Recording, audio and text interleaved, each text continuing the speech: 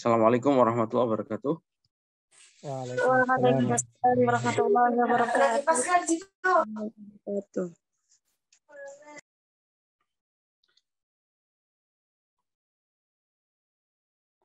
Bismillahirrahmanirrahim. Alhamdulillahirabbil alamin. Wa afdhalus salati wa tammut taslim ala sayyidina Muhammadin wa ala alihi wa sahbihi ajma'in. Allahumma akhrijna min dhulumatil wahmi wa akrimna bi nuril fahmi waftah 'alaina bi ma'rifatil ilmi wa sahhil akhlaqana bil halmi waj'alna mimman yastami'una al-qawl fa yattabi'una ahsanah. Baik, rekan-rekan sekalian, pada malam hari ini insyaallah kita akan melanjutkan pembacaan kitab Fiqhus Sirah An-Nabawiyah ya di pertemuan yang ke-16. Pada minggu yang lalu kita sudah membahas soal hijrah Nabi ke Madinah. Dan malam hari ini insya Allah kita akan membahas soal pilar-pilar atau langkah-langkah yang fundamental atau langkah-langkah mendasar yang dilakukan oleh Nabi dalam rangka membangun komunitasnya yang baru di Madinah dan juga membangun satu negara yang dihuni oleh mayoritas umat Islam pertama ya. Silahkan teman-teman buka di halaman 209 ya. Silahkan dibuka kitabnya di halaman 209. Al-Qismur Rabi', Ususul Ijtima' al-Jadid, Ususul Mujtama' al-Jadid ya. Ini adalah bagian keempat dari kitab Fiqhus Sirah, yaitu tentang dasar-dasar masyarakat yang baru. Maksudnya masyarakat Madinah ya. Masyarakat Islam, masyarakat Muslim yang menghuni Madinah ya.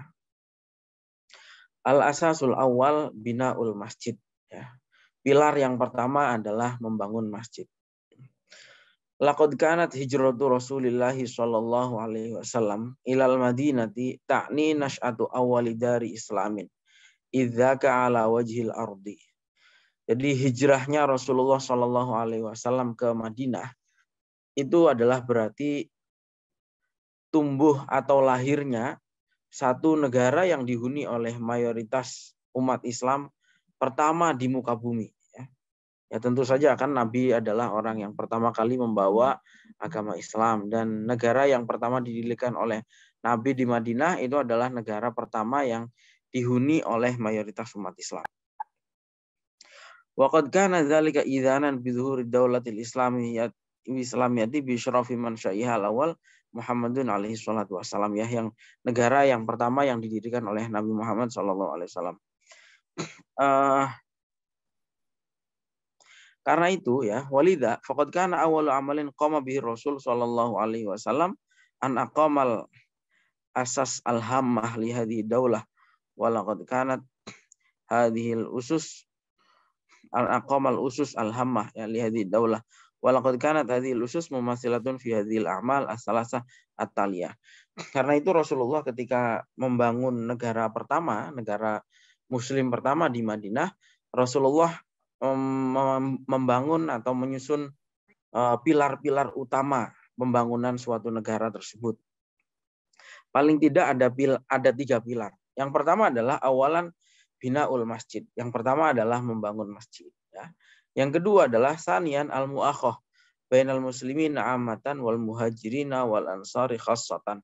Mempersaudarakan umat Islam secara keseluruhan. Ya. Khususnya adalah kaum muhajirin dan ansor. Salisan kitabatu wasiqati dusturin ya, menulis satu undang-undang ya, haddadat nizama hayatil muslimin fima bainahum, yang berisi tentang aturan hidup umat Islam di antara mereka, wa wadahat alaqatahum ma'a ghairihim, begitu juga menjelaskan tentang hubungan antara umat Islam dan umat non muslim secara umum, terutama adalah orang-orang Yahudi ya. Tentu ada banyak tentu yang dilakukan oleh Rasulullah pada saat pertama kali tinggal di Madinah ya. Nah, tapi yang utama adalah 3 ini, membangun masjid, mempersaudarakan antara umat Islam, dan yang ketiga adalah menyusun undang-undang negara. Tentu di samping itu masih banyak yang lain, misalnya adalah melakukan sensus.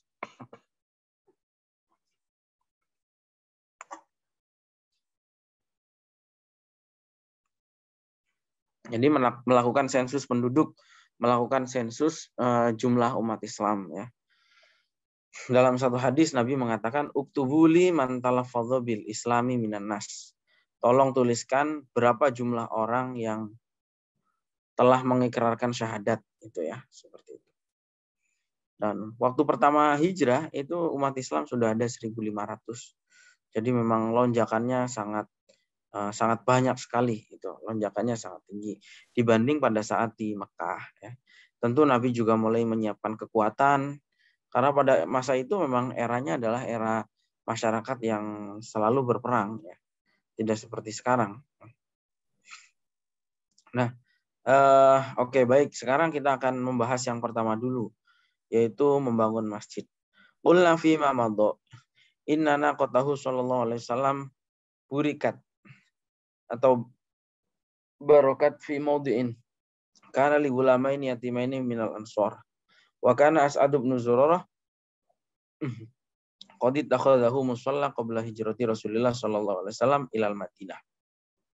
Kemarin kan sudah dibahas bahwa untanya Nabi itu dibiarkan sampai berhenti di suatu tempat di depan rumahnya Abu Ayyub Al-Ansari yang di depan rumah tersebut ada rumah atau lahannya 2 anak yatim yang diasuh oleh As'ad bin Zurarah. Sebelumnya As'ad bin Zurarah itu sudah menjadikan tempat tersebut menjadi mushola sebelum Nabi datang. Dan kemudian setelah Nabi datang, Nabi memerintahkan agar dibangun masjid di tempat tersebut. Nabi memanggil 2 anak yatim tadi dan kemudian ditawarlah tanah tersebut oleh Rasulullah. Karena anak yatim tadi bal nahibu laka ya Rasulullah. Enggak. Kami enggak mau jual. Saya kasih saja Rasulullah, saya hibahkan. Tapi ternyata fa'aba Rasulullah. Tapi ternyata Rasulullah menolak. Sampai akhirnya si anak yatim itu menjual tanah tersebut kepada Rasulullah dengan harga 10 dinar. Wa kana fihi syajarun gharqad. Di atas tanahnya anak yatim itu ada pohon gharqad. Pohon gharqad ini pohon yang terkenal kalau kita membahas soal akhir zaman ya. Karena semua nanti di akhir zaman itu konon ya di salah satu hadis semua akan bercerita atau menyampaikan informasi bahwa ini di sini ada orang Yahudi, tapi ada satu pohon yang tidak mau bercerita yaitu pohon gharqad. Makanya orang-orang Yahudi dulu senang dengan pohon ini karena mereka ya Allah alam itu keabsahan hadisnya belum lihat, tapi kisah tersebut ada dalam suatu hadis. Di situ juga banyak pohon kurma dan kuburan sebetulnya ya. Kuburan yang sangat lama, kuburan tua. Ya. Yang kuburannya orang-orang musyrik. Rasulullah kemudian memerintahkan agar supaya kuburan tersebut digali. Diambil tulang-tulangnya, diratakan. Dan kemudian kurmanya dan pohon-pohon semua ditebang dan kemudian digunakan untuk meluruskan kiblat. Ya. Waktu itu pertama kali dibangun waja'alatulahu mimma yali al-qiblah ila muakhirihi mi'ata zira'in. Mi'ata zira'in ya. Awalnya masjid itu ketika pertama kali dibangun luasnya itu pertamanya 60 ziro sebetulnya. Kalau dikalikan kira-kira ya 31 meter lah. Kali 17 ya.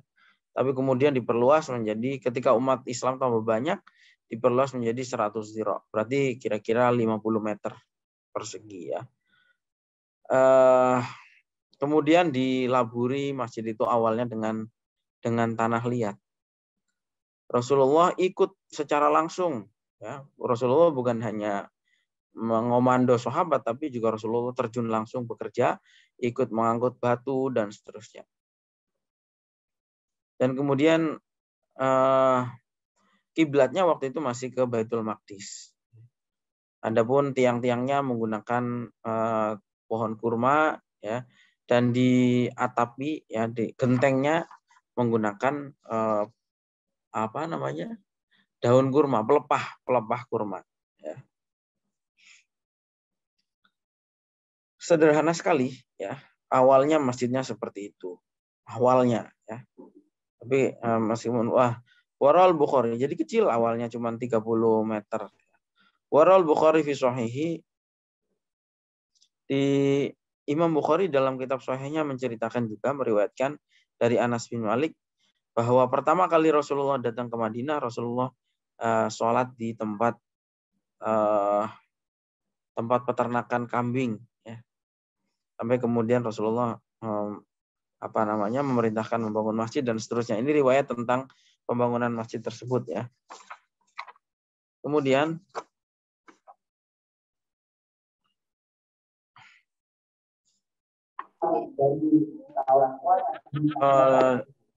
ada saat pekerja itu juga banyak riwayat-riwayat yang lain, cerita-cerita. Misalnya Rasulullah berdoa, Allahumma la khaira illa khairul akhirah. Nggak ada kebaikan kecuali kebaikan akhirat.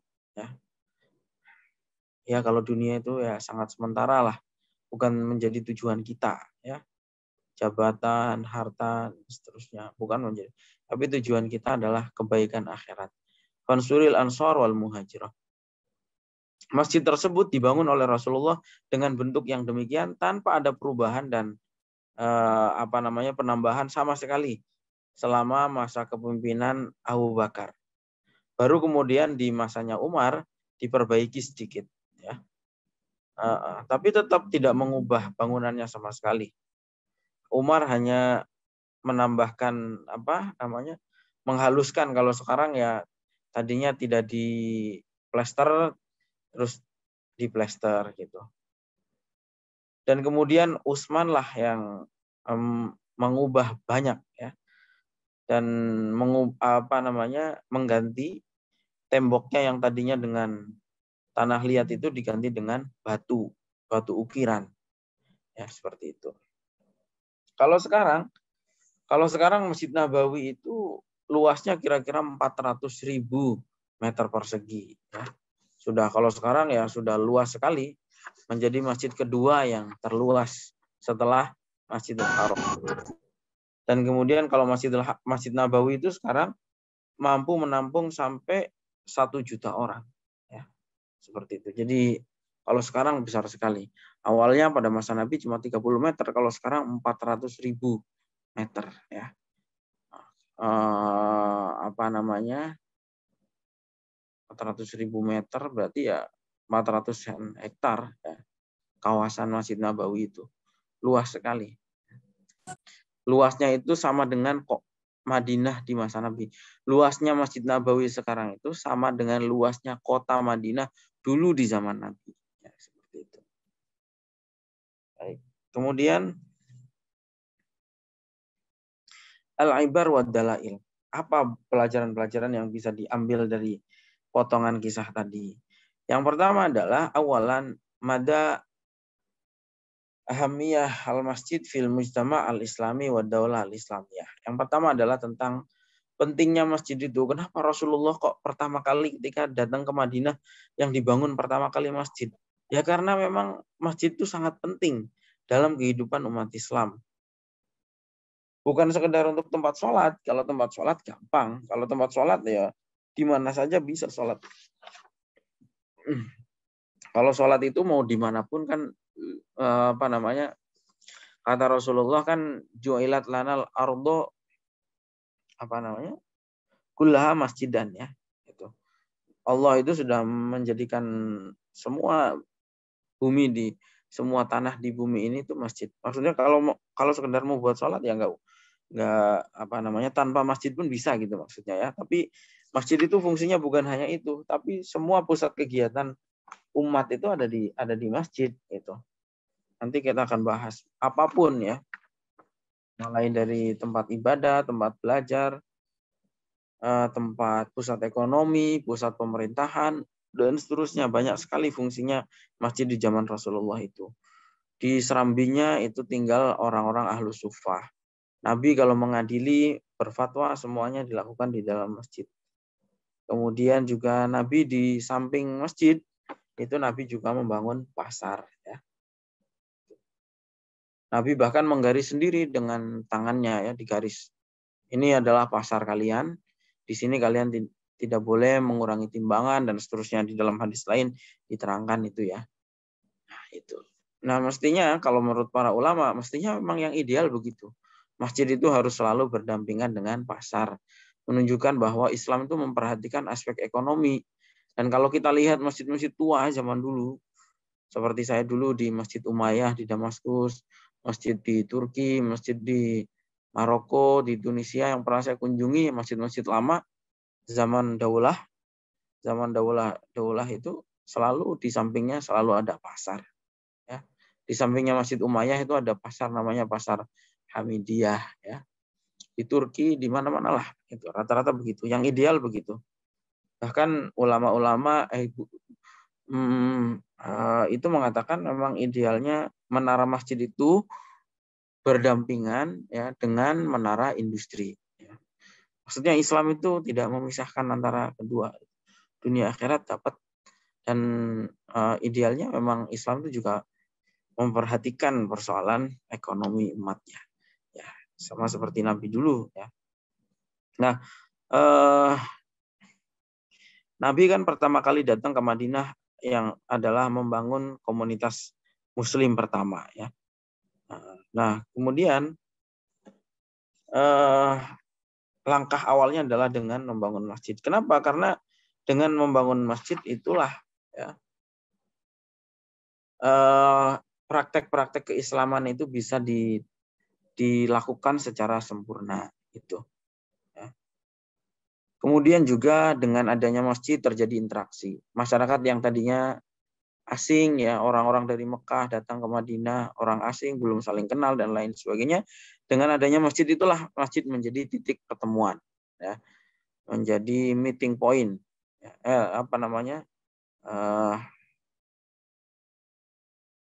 ya tempat pertemuannya di situ di masjid ya. Tempat untuk membangun ukhuwah, tempat membangun rasa emosional ya. Karena itu interaksi bertemu terus dengan sholat jamaah, ketemu lagi 5 waktu ya, ketemu gitu. Jadi itu cara Nabi membangun pembauran lah. Kira-kira kalau sekarang bahasanya orang sekarang ya pembauran masyarakat. Ya. Kalau nggak ada masjid kan orang hidup di sendiri-sendiri di rumahnya masing-masing, nggak bisa, interaksinya kurang. Tuh. Begitu juga dari mana caranya membangun nilai-nilai keislaman itu kalau tidak ada perkumpulan ya seperti itu. Karena itu masjid di sini sangat penting. Gitu. Kemudian masjid juga berfungsi untuk membangun rasa persamaan dan keadilan fima bainal muslimin fi mukhtalifi syu'unihim wa ahwalihim. Di masjid itu semua orang menjadi sama kedudukannya. Enggak pejabat, enggak orang kaya, orang miskin, warga masyarakat jelata di masjid punya posisi yang sama. Itu. Jadi untuk membangun rasa keadilan dan rasa persamaan itu diperlukan ya masjid itu. Kemudian masjid juga berfungsi untuk menjadi wadah sosialisasi hukum-hukum Islam dan syariat Islam itu. Seperti itu. Oke, intinya banyak sekali fungsi masjid di sini ya. Tempat peradilan, tempat menerima tamu, tempatnya santri-santrinya Nabi. Nabi kan dulu punya santri ya di Serambi itu ada yang namanya Ahlus Sufah. Orang yang tinggal di Serambi masjid. Ini seperti Abu Hurairah dan lain-lain ya. Itu juga tinggalnya di masjid itu Ahlus Sufah ini. Yang kedua adalah tentang hukum ta'amul ma'aman lam yablughu sinnar rusdi minal atfali wal aitam. Dari peristiwa di atas tadi, Nabi kan tadi membeli tanah dari anak yatim. Nah, peristiwa tersebut oleh sebagian ulama mazhab Hanafi dijadikan dasar bahwa transaksi dengan orang yang belum balik itu hukumnya sah. Itu. Karena Nabi membeli tanah itu dari anak yatim. Itu. Tapi menurut ulama yang lain tidak. Gitu. Kenapa? Karena mayoritas kalau jumhur ulama mengatakan anak-anak yang belum balik itu belum sah tasarrufnya. Itu. Bukan belum balik, belum sadar lah gitu, belum tamyiz ya. Nah, belum melek gitu ya, seperti itu. Nah, menurut para ulama kenapa yang Nabi tadi? Jawaban ulama Kalau di atas itu Nabi transaksinya tidak langsung dengan anak yatimnya, tapi dengan pembinanya yaitu As'ad bin Zurarah. Itu. Yang kedua, kalau Nabi yang melakukan, Nabi itu walinya semua umat Islam. Gitu. Jadi sah-sah saja kalau Nabi melakukan itu. Ini juga sekaligus menjadi dasar bagi menurut para ulama bahwa semua yang dilakukan oleh Nabi, tidak semua yang dilakukan oleh Nabi itu boleh dan baik dilakukan oleh kita. Itu. Ya contohnya menikahi istri lebih dari 4 itu kan larangan. Boleh bagi Nabi, tidak boleh bagi kita. Tidak semua yang dilakukan oleh Nabi itu baik untuk kita tiru seperti itu. Yang lain-lain banyak menikah dengan anak perempuan yang masih sangat belia ya. Kalau Nabi untuk konteks zaman itu sudah pas, tapi zaman sekarang tidak. Seperti itu. Kemudian yang ketiga adalah dari kisah tadi menunjukkan bahwa menggali kuburan itu boleh itu dan dijadikan masjid. Ya. Imam Nawawi memberikan syarah atas hadis di atas dengan mengatakan bahwa fihi jawazu nabshil kuburi ad-darisati wa annahu idza uzila turabuha al-mukhtalat bisodidihim wa dima'ihim jazati sholah fi tilkal ard. Kata Imam Nawawi, boleh hukumnya menggali kubur dan kemudian meratakan tanahnya untuk menghilangkan darah maupun nanah ya, dan boleh sholat di tanah tersebut itu dan boleh dijadikan masjid. Sama sebagaimana juga hadis peristiwa tersebut juga menunjukkan bahwa makam itu boleh dijual ya. Tapi catatannya adalah makam yang bukan wakaf. Tapi kalau makam itu makam wakaf ya nggak boleh gitu ya. Yang keempat adalah hukmu tasydidil masajidi wa naqsyha wa zukhruf. Yang keempat adalah hukum renovasi masjid ya. Hukum renovasi masjid itu adalah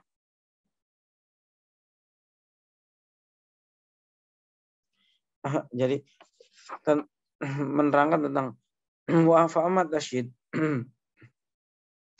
Faqad ajazahu wastahsanahu ulama ammah. Renovasi masjid ya menjadi masjid yang lebih baik, menjadi masjid yang lebih kuat itu dianggap sebagai suatu kebaikan oleh para ulama. Dengan dasar apa? Yaitu apa yang dilakukan oleh Umar dan Utsman dengan membangun ulang Masjid Nabawi. Ya. Meskipun itu tidak dilakukan oleh Rasulullah. Itulah yang dimaksud di dalam ayat innama ya'muru masajidallahi man amana billahi wal yaumil akhir. Adapun wa aman naqsyu wa zukhrufatu faqad majmal ulama ala karahatima. Adapun mengukir-ukir, mengasih ukiran, ngasih perhiasan-perhiasan ya, aksesoris itu ulama sudah sepakat bahwa itu hukumnya makruh ya. Kalau aksesoris masjid terlalu banyak sehingga mengganggu kekhusyuan sholat, itu hukumnya makruh. Nah, makruhnya ini ada makruh tahrim, ada yang mengatakan makruh tahrim, makruh yang mendekati keharaman, dan ada yang makruh tanzih. Makruh yang makruh biasa lah. Tapi meskipun begitu, kalau seandainya dana yang dipakai untuk menghias masjid tadi, membeli aksesoris itu adalah dana wakaf, itu hukumnya tidak diperbolehkan. Jadi kalau untuk menghias masjid itu, kalau seandainya orang memang wakafnya untuk pembangunan kok dipakai untuk beli aksesoris, itu hukumnya tidak boleh. Seperti itu. Jadi beliau di sini menekankan intinya bahwa kalau sekedar merenovasi untuk menambah kapasitas masjid, untuk menambah kekuatannya masjid boleh, bahkan sangat baik. Tapi kalau arahnya untuk memberikan aksesoris yang berlebihan sampai mengganggu kekhusyuan, itu hukumnya haram, bahkan bisa itu hukumnya makruh, bahkan bisa haram. Itu.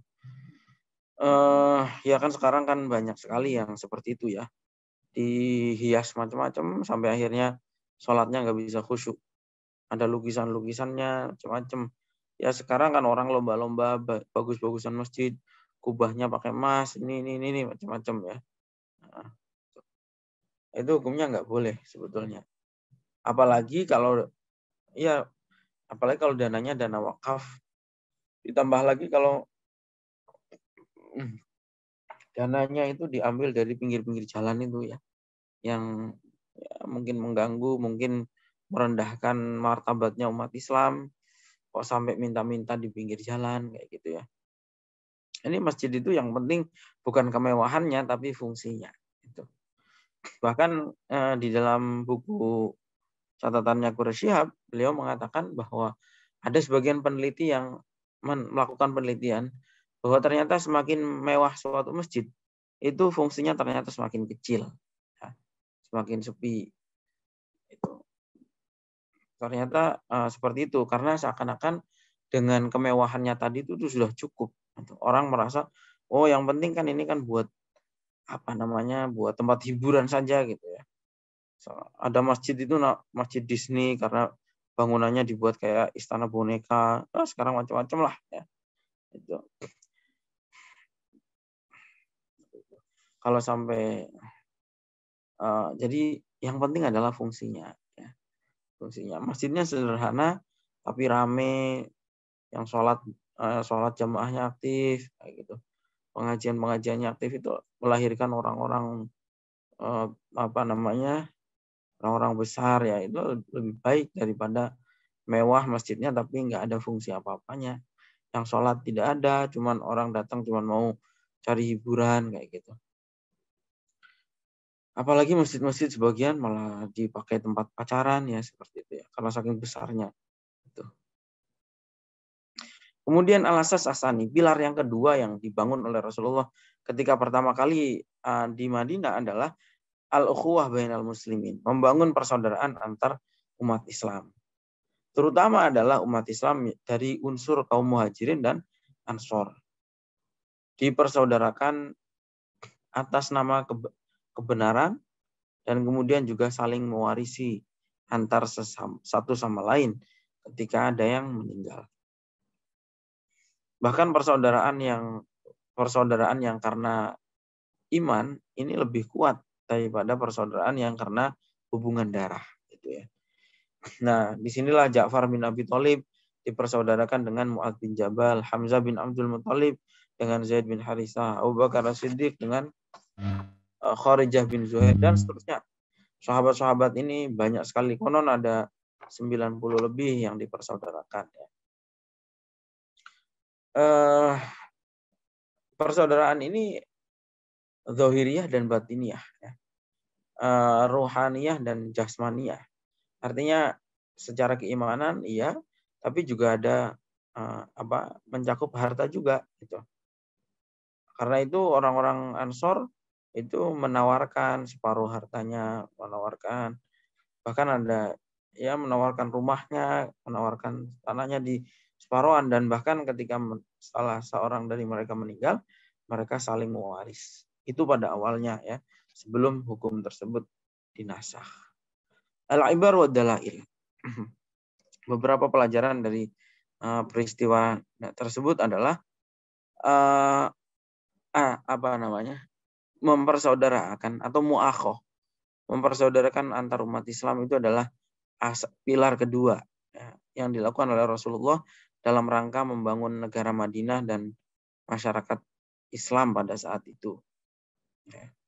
Kenapa mempersaudarakan ini penting? Karena beberapa hal. Yang pertama adalah inna ayya daulatin la yumkinu an tanhadu wa taqum illa ala asasin min wahdatil ummah. Negara apapun tidak mungkin bisa bangkit dan bisa berdiri kecuali karena persatuan bangsanya. Tanpa ada persatuan, suatu negara pasti lemah. Dan yang namanya mempersaudarakan tidak mungkin, dan yang namanya persatuan itu tidak mungkin bisa terwujud tanpa adanya mempersaudarakan. Gitu. Nah, tapi mempersaudarakan itu kan ada caranya. Ala anna ta'akhi aidun la budda yakuna masbuqan bi aqidatin yatimul liqa 'alaiha wal iman biha. mempersaudarakan ini kan juga nggak asal mempersaudarakan, tapi didahului dengan keimanan, ya. Karena kalau orang itu kan kalau berteman, bersaudara itu karena memang ada hal yang satu tujuan, yang visinya sama. Kalau orang berbeda ya mungkin akan sebentar saja usia pertemanannya. Persaudaraan yang paling langgeng ya persaudaraan karena iman, bukan persaudaraan yang karena adanya kepentingan. Karena kalau persaudaraan yang karena ada kepentingan, pasti umurnya tidak akan panjang. Orang kok berteman atau bersaudara karena ada kepentingan, umurnya nggak akan panjang. Contohnya apa? Contohnya ya persaudaraan orang-orang politik. Makanya kata pepatah kan tidak ada teman abadi, ya, dan juga tidak ada musuh yang abadi dalam politik, ya, seperti itu. Karena apa? Yang ada adalah kepentingan yang abadi. Gitu. Itu orang politik, ya, seperti itu. Kalau ini mempersaudarakannya atas dasar keimanan. Karena atas dasar keimanan ya selama iman itu masih ada, berarti persaudaraan itu akan tetap ada. Seperti itu. Sanian yang kedua adalah satu komunitas innal mujtama ayya mujtama'in innama yakhtalifu an majmu'atin minan nas muntasiratan mutafakkikatan bi syai'in wahid wa huwa qiyam mabda'i ta'awun wa tanassur fi ma baina ashkhasi adzal mujtama. Kumpul-kumpul saja itu tidak cukup. Harus ada harus ada dasar saling tolong-menolong dan saling membangun kepedulian antar satu sama lain. Gitu. Seperti itu. Nah, kemudian jadi seperti itu. Tahapan-tahapannya seperti itu ya. Dan kemudian agar supaya itu juga bisa langgeng ya, harus ada keadilan sosial. Al-adalah al-ijtimaiyah. Ini sebetulnya kalau kita mau angan-angan ya, yang nyusun Pancasila itu saya kira juga orang-orang yang saya kira juga membaca sejarah-sejarah Nabi seperti ini ya. Karena sejak kalimat-kalimatnya itu kalau didalami banyak mempunyai kesamaan. Ketuhanan yang Maha Esa itu kan sebetulnya persatuan antar iman ya. Bahwa semua harus percaya adanya Tuhan yang Maha Esa ya. Kemudian yang tadi ya, kemanusiaan yang adil dan beradab, ya. Persatuan, keadilan sosial. Ini al-adalah al-ijtimaiyah yang dibaca di paragraf yang paragraf yang ketiga ya. Ini min ajli hadza ittakhadha Rasulullah sallallahu alaihi wasallam min haqiqati ta'akhi alladzi aqamahu bainal muhajirin wal ansar asasan lima badi al-adalah al-ijtimaiyah, keadilan sosial. Ini bahasa-bahasanya aja udah kayak bahasa-bahasa yang ada di kitab di sejarah Nabi ini di copy paste sepertinya di dalam bahasa-bahasa yang digunakan di dalam sila-silanya Pancasila. Ini enggak melebih-lebihkan, tapi kenyataannya faktanya seperti itu ya. Persaudaraan, keimanan, ketuhanan yang Maha Esa, kemanusiaan, keadilan, keadaban, persatuan, kemudian keadilan sosial ya, dan seterusnya lah. Itu saya yakin hasil ijtihadnya para ulama juga ya. Salisan al-ma'na tafsiri alladzi sahaba syi'ar ta'akhi. Jadi lam yakun maqamahu Rasul sallallahu alaihi wasallam baina ashabihi min mabda'i ta'akhi mujarradu syi'arin fi kalimatin ajraha ala alsinatihim. Yang digembar-gemborkan tentang persaudaraan itu bukan hanya sebatas slogan, tapi menjadi satu hal yang nyata ada di dalam kehidupan. Karena itu mu'akhoh ini menjadi sangat terasa sekali dalam kehidupan. Ya lihat aja misalnya adalah yang dilakukan oleh Sa'ad bin Rabi' yang dipersaudarakan oleh Rasulullah dengan Abdurrahman bin Auf. Waktu dipersaudarakan, si Sa'ad bin Abi Rabi' ini langsung menawarkan kepada saudaranya Abdurrahman bin Auf yang datang dari Mekah dengan tangan kosong, tidak membawa apa-apa. Sa'ad bin Rabi' ini orang Ansor, ya lumayan lah punya aset. Kemudian ditawarkanlah kepada Abdurrahman bin Auf itu. Ini kalau mau rumah saya ini bagi dua. Itu. Harta saya ini bagi dua. 50%, 50%. Gitu. Bahkan waktu itu sampai ditawarin, ini kalau mau, kalau kamu ada yang senang, ini istri saya juga siap menceraikan. Nanti kalau idahnya sudah selesai, kamu nikahi. Tapi hebatnya apa? Abdurrahman bin Auf nggak menerima itu semua. Abdurrahman bin Auf malah hanya mengatakan mendoakan, berterima kasih. Tapi Abdurrahman bin Auf hanya mengatakan, tunjukkan saya di mana pasar. Gitu. Seperti itu. Ini sikapnya dua orang yang sangat hebat. Yang pertama adalah Abdurrahman bin Auf, itu sikapnya sangat hebat. Dalam hal dia pengen mandiri dan tidak ingin merepotkan orang. Sikapnya Sa'ad bin Rabi'nya juga luar biasa. Dia siap mengorbankan segalanya untuk saudara barunya dari Mekah ini. Rumahnya, hartanya, bahkan istri yang dicintai gitu kan. Istrinya orang Arab kan gak hanya satu ya. Karena itu mau berbagi kan Abdurrahman bin Auf datangnya kan tangan kosong dari Mekah, nggak bawa apa-apa. Dan itu adalah gambaran umum dari mu'akhah yang dilakukan antar para sahabat pada saat itu. Sampai hukum warisan tadi sudah dibahas ya. Kemudian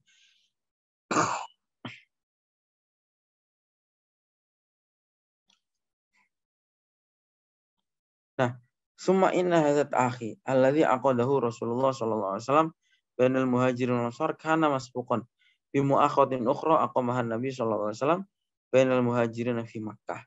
Sebetulnya Nabi mempersaudarakan para sahabat ini antara muhajirin dan ansor itu sebetulnya sudah ada upaya mempersaudarakan sebelumnya, yaitu mempersaudarakan antara umat Islam yang ada di Mekah. Maksudnya sebelum Nabi mempersaudarakan antara umat Islam di Muhajirin dan Ansor, sebelum itu Nabi sudah mempersaudarakan antara sesama umat Muhajirin dari Mekah itu. Kemudian wahada yakidulana anna manatul ukhuwah wa asasuha innama huwa rabitatul Islam. Semuanya adalah ikatannya karena ikatan Islam. Tetapi memang perlu diperbaharui ya, seperti itu. Kemudian al-asas as-salis. Sekarang pilar yang ketiga. Yaitu kitabatu wasiqatin bainal muslimin wa ghairihim. Menulis perjanjian atau dokumen kenegaraan yang memuat antara hubungan umat Islam dan non-muslim. Wa hadzal asas wa ahammu maqama bin Nabi alaihi salatu wasalam mimma yata'allaqu bil qimah ad-dusturiyah lid-daulatil jadidah. Ini adalah termasuk salah satu pilar yang paling penting yang dilakukan oleh Nabi dalam ketika membangun negara Madinah, yaitu membuat undang-undang, membuat konstitusi kalau zaman sekarang. Dan ini canggih sekali ya. Kenapa canggih? Ya karena zaman dulu belum ada. Negara yang punya hukum undang-undang itu belum ada. Itu. Ya. Dulu yang namanya aturan itu adalah ucapannya raja. Jadi dulu kan zaman kerajaan. Apa yang menjadi titahnya raja itulah undang-undang. Gitu ya. Tapi Nabi tidak seperti itu. Nabi membuat satu aturan yang tertulis, ya, berupa piagam Madinah ini. Dan ini ratusan tahun sebelum Inggris membuat yang namanya Magna Carta kalau tidak salah ya. Dan Amerika membuat konstitusi. Ratusan tahun sebelum mereka bikin sistem negara, Nabi sudah bikin duluan. Gitu. Seperti itu. Diriwayatkan oleh Ibnu Hisham bahwa Nabi ketika sampai di Madinah langsung menyusun draft undang-undang itu. Waktu itu Madinah sudah mayoritas Muslim. Gitu. Hampir semua rumahnya orang Ansor itu sudah ada yang masuk Islam. Kecuali beberapa orang dari kabilah Aus. Pada saat menyusun itu Nabi manggil semua elemen masyarakat yang ada di Madinah. Orang-orang Muhajirin diundang, orang Ansor diundang, orang Yahudi diundang. Yahudinya aja waktu di Madinah ada Yahudi Bani Nadir, ada Yahudi Bani Qainuqa, ada Yahudi apa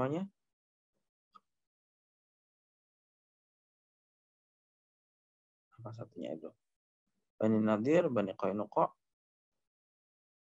Ada 3 unsur, Yahudinya aja ya. Kemudian juga orang-orang musyrik semuanya dipanggil.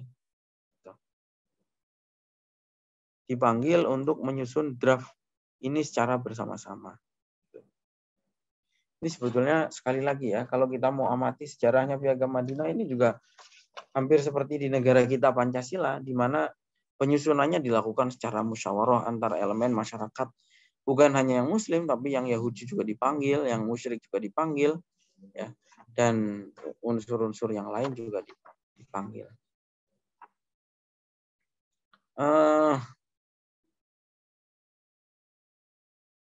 Wa nahnu lan na'ti bin nasfil kitab bikulli.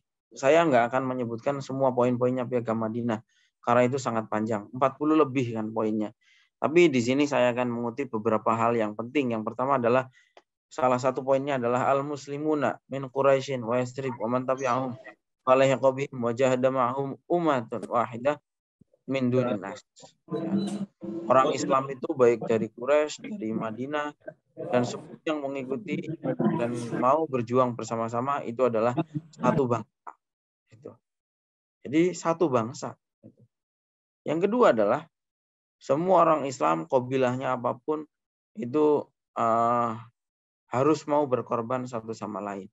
Ini secara langsung menghapus kehidupan kesukuan pada masa itu, di mana orang Arab itu sangat fanatik dengan sukunya. Tapi sekarang diubah oleh Nabi. Fanatik itu fanatik keimanan. Kalau yang sesama orang beriman harus saling membela. Itu seperti itu. Membela tentu dalam konteks kebenaran ya. Kalau salah ya jangan dibela. Loh nanti banyak kasus Nabi dulu pernah siapa namanya? Umar kalau nggak salah ya, Khalifah Umar bin Khattab waktu itu Ali diadukan oleh orang Yahudi. Dan yang dimenangkan orang Yahudinya gitu. Seperti itu. Tapi karena keadilan Islam itu akhirnya si Yahudi ini masuk Islam. Gitu. Seperti itu. Kemudian yang ketiga adalah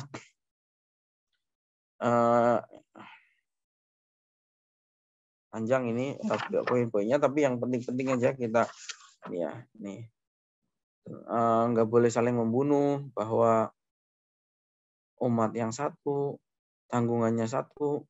Kemudian yang ke-9 misalnya al-yahudu yunfiquna ma'al yahud madamu muharibin. Yahudu Bani Auf ummah ma'al mu'minin. Ummatun ma'al mu'minin. Ya, lihat poinnya. Ya, bagaimana Rasulullah itu sangat adil dan memperlakukan semua unsur masyarakatnya secara setara gitu. Orang-orang Yahudi Bani Auf itu adalah bangsa yang sama, bangsa Madinah bersama dengan orang-orang mukmin. Lil Yahud dinuhum. Bagi orang-orang Yahudi agama mereka. Wal muslimin dinahum. Dan bagi orang Islam juga agamanya orang Islam. Maksudnya ya dalam konteks bernegara kita ini saudara. Tapi dalam hal beragama ya sendiri-sendiri. Orang Yahudi agamanya sendiri, Islamnya sendiri. Ini makanya benar apa yang dikatakan oleh ulama kita ya, yang mengatakan bahwa ukhuwah itu macam-macam. Ada ukhuwah imaniyah. Itu persaudaraan yang berdasarkan karena keimanan. Saudara seiman. Tapi ada juga ukhuwah watoniyah. Saudara sebangsa setanah air. Ini saya kira mungkin diambilnya ya dari poin ini ya. Yahudu Bani Auf ummatun ma'al mu'minin. Lil Yahud dinahum walil muslimin dinahum. Illa man zalama wa asima fa innahu la yudahu. Yang ke-11 inna al yahud nafaqatuhum ala muslimin nafaqatuhum. Ya, orang-orang Yahud, orang-orang kaum muslim harus sama-sama berinfak.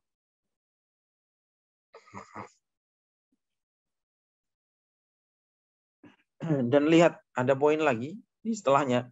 Wa inna bainahum an-nasra ala man haraba ahla hadis sahifah.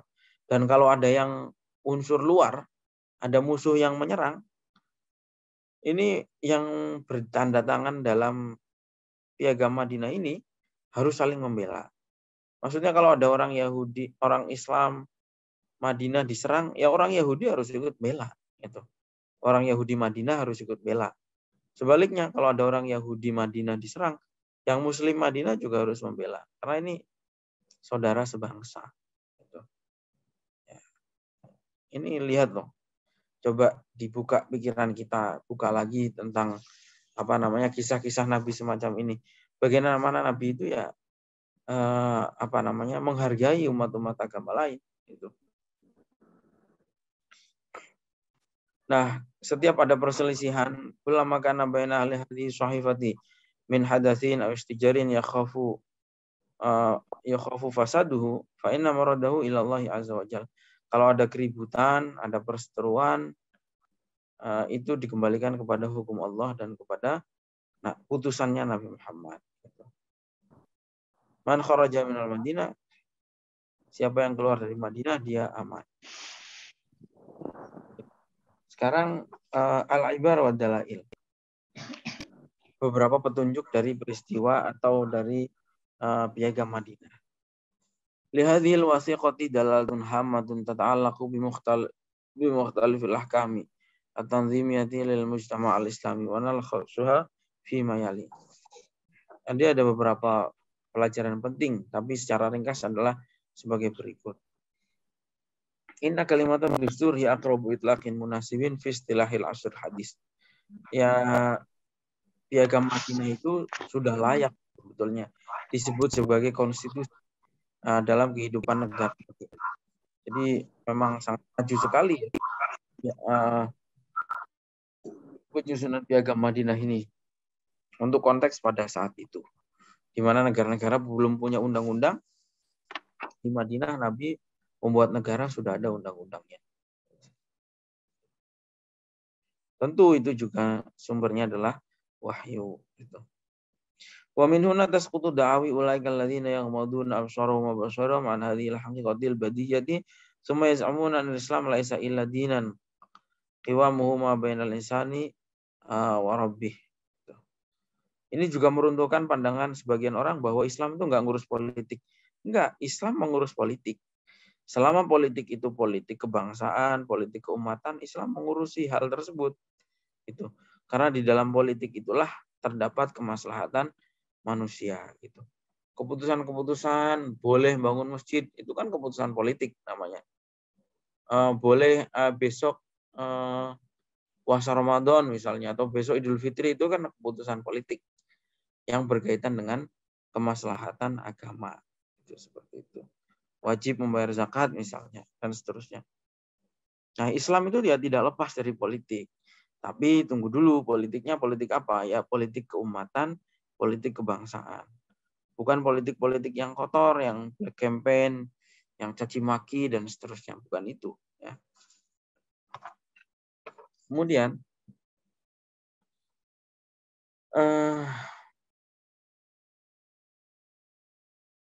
yang kedua adalah inna hadhil wasiqat tadullu ala madal adalati tasamat biha muamalatun Nabi sallallahu alaihi wasallam lil yahud. Piagam Madinah ini juga menunjukkan bagaimana Rasulullah itu sangat adil dalam berbuat kepada semua, termasuk kepada non-muslim, termasuk kepada Yahudi. Itu.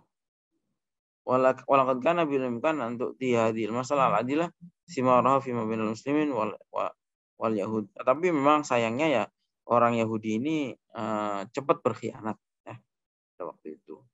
Soalnya kalau Rasulullahnya sangat adil, memberikan hak yang sama sebagai warga negara kepada semua elemen, baik muslim maupun non-muslim. Bahkan kalau dilihat catatan sejarahnya, orang-orang Yahudi itu bisa hidup aman justru ketika berada di bawah penguasa muslim. Ya. Pada zaman Nabi, orang Yahudi di Madinah enak hidupnya, aman. Pada zaman Daulah juga sama. Justru orang-orang Yahudi itu bisa hidup tenang hanya di masa ketika kekuasaan Islam. Ya. Tapi di masa-masa kekuasaan yang lain, orang-orang Yahudi itu ditindas. Zamannya Fir'aun, orang Yahudi ditindas. Ketika zaman Spanyol direbut dari tangan umat Islam oleh orang Kristen, orang Yahudi juga tertindas. Ya. Peristiwa yang namanya Reconquista. Orang-orang Yahudi dipaksa untuk masuk Kristen. Kalau nggak mau masuk Kristen dibunuh, atau kalau nggak mau harus pergi dari Spanyol. Ketika zamannya Hitler di Jerman, orang Yahudi juga diburu. Orang Yahudi ini selalu hidup tidak pernah tenang hidupnya. Justru orang Yahudi itu bisa tenang ketika berada di bawah kekuasaan Muslim, ya seperti itu, seperti zaman Nabi dan seterusnya. Itu piagam Madinah tadi menunjukkan bagaimana Nabi memberikan hak yang sama pada orang-orang Yahudi, ya seperti itu, orang non Muslim secara umum. Dan piagam tersebut juga mengandung beberapa hukum syariat yang penting. Yang pertama adalah yadulluna al-bund al-awwal minha ala anal Islam huwa wahdah alladhi yu'allifu wahdatal muslimin wa huwa wahdahu alladhi yaj'alu minhum ummatan wahidah. Poin yang pertama tadi menunjukkan bahwa Islam itulah pemersatu yang bisa mempersatukan umat Islam. Ya Islam, bukan ormas, bukan partai, bukan macam-macam, ya, bukan hizb, ya. Yang mempersatukan ya Islam. Kemudian yang kedua adalah poin yang kedua dan ketiga, yadulun al-bund asani wasalis ala anna min ahammi simatil mujtama'il islami zuhuru ma'na takaful wa tadhamun. Bahwa ciri utama dari kehidupan masyarakat muslim itu adalah bagaimana mereka saling membangun kepedulian dan saling tolong-menolong di antara umat Islam. Baik dalam urusan dunianya maupun akhiratnya. Bantu itu bukan hanya bantu kalau butuh dihutangin, kalau lapar dikasih makan, tidak seperti itu. Tapi kalau ada temannya yang tidak sholat, diingatkan buat sholat, dan seterusnya. Itu namanya kepedulian dunia akhirat. Terus kemudian yang ketiga adalah poin ketujuh tadi itu menunjukkan alamat diqqah fil musawah bainal muslimin. La min haitsu annaha syi'aru buraqiz zinati wal ardi bal min haitsu annaha ruknun minal arkani syar'iyyah. Bahwa semua umat Islam itu setara. Mau Arab, mau Jawa, mau Afrika. Dari poin yang ketujuh piagam Madinah tadi kita bisa melihat bahwa semua umat Islam itu setara. Mau keturunan Rasul, mau keturunan bukan keturunan Rasul, siapapun, ya. Umat Islam itu sebetulnya sama. Yang membedakan ya ketakwaan.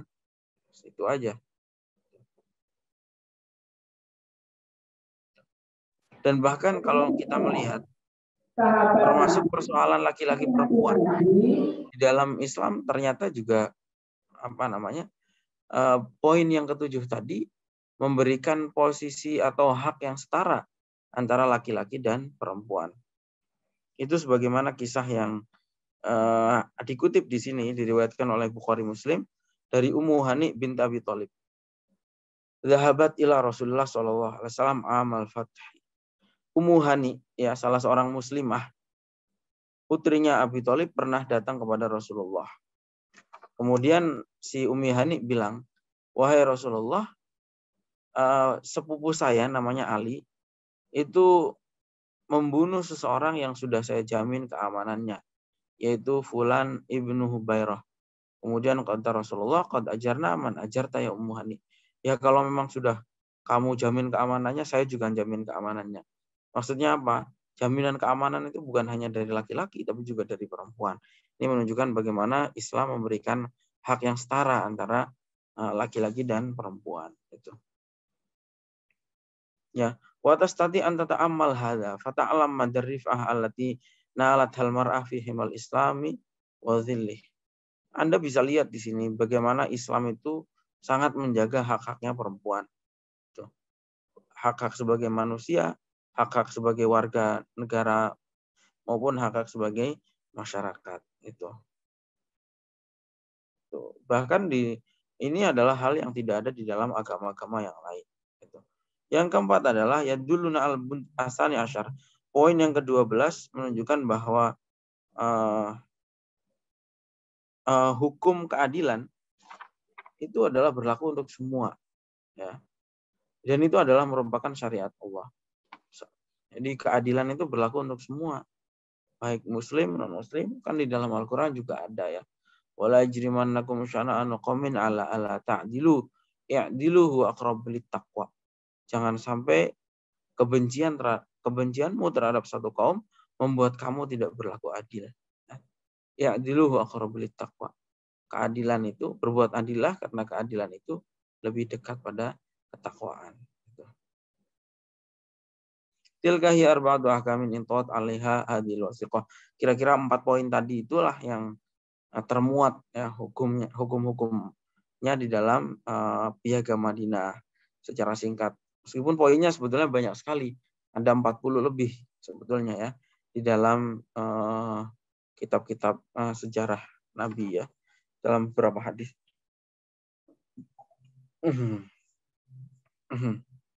Wa min tatbiqi hadhil wasiqati, dengan menerapkan Piagam Madinah inilah dan berpegang teguh pada hukum-hukum yang telah tertulis, negara Madinah itu berdiri dengan sangat kokoh itu, dan kemudian menjadi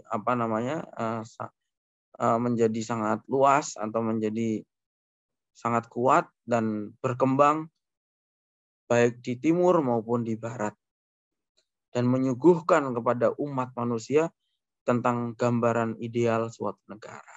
Ya, seperti itu ya. Jadi inilah inti pembahasan daripada pembahasan malam hari ini soal pilar-pilar kehidupan masyarakat dan negara Madinah yang pertama kali dilakukan Rasulullah pasca kedatangannya di Madinah. Beliau membangun 3 langkah penting, yaitu membangun masjid, membangun kohesi sosial, persaudaraan antara Muhajirin dan Ansor, dan kemudian juga membangun sistem perundang-undangan. Ya, tentu di samping yang lain-lain, membangun pasar, melakukan sensus penduduk, memperbaiki administrasi dan seterusnya. Ya, ini banyak pelajaran saya kira yang bisa kita ambil dari kisah Rasulullah ini, bagaimana kita membangun masyarakat yang baik di tengah-tengah lingkungan kita ya. Baik, saya kira cukup. Apakah dari teman-teman ada yang mau menyampaikan sesuatu, entah pertanyaan atau pendapat, silahkan. Kalau ada, waktu kita masih ada 2 menit. Kalau ada silahkan. Kalau tidak ada, kita akhiri. Ada? Nggak ada ya? Afwan Gus, saya Ya, mau bertanya. silahkan. Seperti yang sudah diketahui di zaman Rasulullah SAW itu bahwa Rasulullah itu sangat memperjuangkan hak-hak kemanusiaan, apalagi tentang perempuan yang dulunya begitu dia lahir, ditahu dia perempuan langsung dikubur hidup-hidup karena akan membawa aib gitu. Nah, sampai kemudian Rasulullah mengangkat derajat perempuan itu dan melakukan hal-hal yang kemudian bisa menolong perempuan daripada hal-hal yang negatif. Nah, seperti yang kita lihat saat ini, Gus, ya perempuan-perempuan yang mohon maaf di media sosial yang terlalu memamerkan aurat-aurat mereka, itu seperti apa pandangan antum, Gus? Saya kira ini adalah cara mereka juga untuk menjatuhkan kemudian derajat mereka sebagai seorang perempuan. Syukron, Gus. Iya. Ya kan, bagaimana Nabi memberikan hak kepada perempuan itu kan satu hal, dan bagaimana perempuan itu menggunakan hak-haknya itu kan hal lain ya.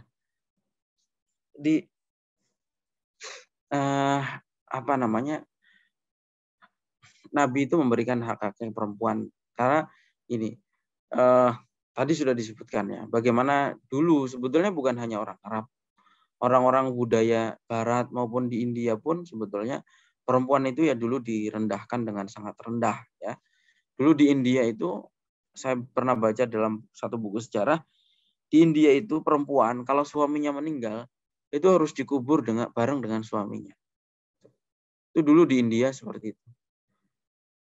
Jadi kalau ada orang perempuan suaminya meninggal dunia, dulu di India itu harus dikubur hidup-hidup bersama dengan suaminya yang sudah meninggal itu. Di Eropa sampai tahun-tahun di abad modern itu perempuan tidak bisa mempunyai hak untuk memiliki tanah. Berbeda sekali jika dengan kondisi Islam pada saat Nabi datang ya, bagaimana Nabi memberikan hak-haknya. Kalau soal bagaimana akhirnya perempuan itu menyia-nyiakan haknya dengan mengumbar menjatuhkan kehormatannya sendiri dengan ya bahasanya orang sekarang, ya ini laki-laki perempuan sebetulnya ya sama saja. Misalnya jual murah atau murahan, itu kekeliruan mereka sendiri, nggak ada kaitan dengan bagaimana Nabi memberikan hak-hak mereka itu. Bolehkah menerima sumbangan dari non-muslim yang bertujuan untuk membangun masjid? Ya boleh-boleh saja. Kalau kan banyak juga kan perang-perang di dalam Islam, perang saja ya dulu di dalam Islam, itu juga ada peran-peran orang-orang non-muslim. Bahkan ada orang Yahudi yang dulu ikut perang bersama dengan Nabi. Saking loyalnya ya, kan gini, nanti kita juga akan bahas bagaimana orang Yahudi itu berkhianat atas perjanjian-perjanjian yang sudah dilakukan dengan Nabi. Tapi ada seorang Yahudi yang nanti kita akan bahas namanya siapa dan seterusnya sejarahnya. Orang Yahudi ini sangat setia kepada Nabi. Bahkan ketika dikumandangkan perang oleh Nabi, orang Yahudi ini paling depan. Menyumbangkan hartanya dan kemudian ya tentu nyawanya juga. Pada saat perang itulah kemudian si Yahudi ini terbunuh di dalam perang. Dan Nabi mengatakan apa? Itu adalah seorang Yahudi yang mencintai kita gitu. Dan kalau nggak salah yang kita cinta kepada dia dan dia mencintai kita. Pokoknya nanti akan ada pembahasannya tentang si orang Yahudi ini. Jadi kalau soal sumbangan boleh-boleh saja. Yang nggak boleh itu kan orang non Muslim bayar ya tetap boleh ya. Bahkan kalau misalnya orang non Muslim itu pajaknya disebut dengan zakat, ya menurut penulis kitab ini ya boleh-boleh saja. Meskipun orang non Muslim itu kalau secara teori ya, kalau hakikatnya wallahu alam, secara teori orang non Muslim itu ya amalnya balasannya hanya di dunia. Kenapa? Karena belum ada keimanannya, itu seperti itu. Jadi seperti itu. Kalau ada pahala ya pahalanya di dunia. Seperti itu. Kalau syarat untuk mendapatkan pahala di akhirat ya harus iman dulu. Itu ya. Kalau sekedar menerima hadiah, sumbangan, boleh-boleh saja. Baik, itu saja ya. Mudah-mudahan manfaat sampai hari Rabu yang di minggu yang akan datang. Insya Allah. Assalamualaikum warahmatullahi wabarakatuh. Waalaikumsalam warahmatullahi wabarakatuh. Waalaikumsalam warahmatullahi wabarakatuh.